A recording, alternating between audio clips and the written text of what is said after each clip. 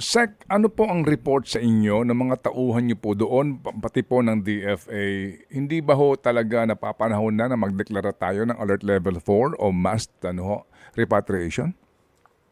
Uh, Sir Ted, yes, ang alam natin kasi ayon sa batas, ang political and security assessment nasa DFA.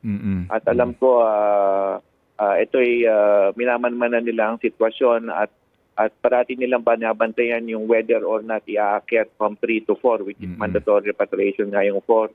So umasa tayo sa DFA sa larangan na yan. Pero bagamat nga ganon, ay pinag-utos dahil voluntary repatriation. Ibig sabihin, kahit papano may repatriation na kailangan isagawa, ay pinag-utos ng Pangulo na talagang kumbinsihin natin yung mga kababayan natin.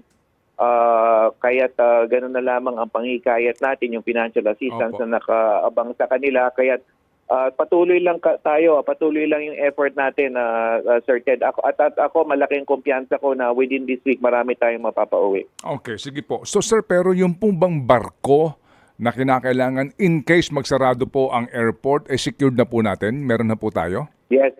May mga kausap na tayong mga ship owners, nakahanda na po yan. Hindi ko lang madedetalye, Sir Ted, kung anong klaseng barko at kung saan ang daungan. But yes, meron na tayong inihahanda sa larangan na yan. Ted Filon at DJ Chacha ngayon nasa Radyo 5 92.3 News FM Monday to Friday 6 to 10 a.m.